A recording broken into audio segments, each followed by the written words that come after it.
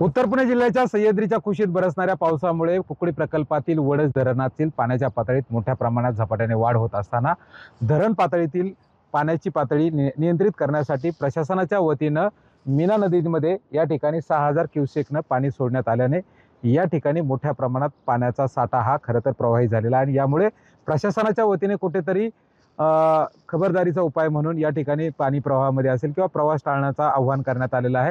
हा प्रकल्प तसा पाहिला तर 1.25 TMCचा आहे, परंतु या पाण्याचा उपयोग खऱ्या अर्थानं जुन्नर आणि आंबेगाव तालुक्यातील शेतकऱ्यांसाठी असेल, नागरिकांच्या उपयोगासाठी असेल आणि प्रामुख्याने हा पाण्याचा जो साठा आहे तो नियंत्रित करण्यासाठी प्रशासन वेळोवेळी या ठिकाणी पाणी सोडत आहे। त्याचप्रमाणे आजच्या कंडिशनला आपण पाहिलं तर 6000 क्युसेकच्या वेगानं पाण्याचा प्रवाह या ठिकाणी मीना नदीमध्ये सोडण्यात आलेला आहे। अमोल दरेकर, जय महाराष्ट्र, वडच, पुणे।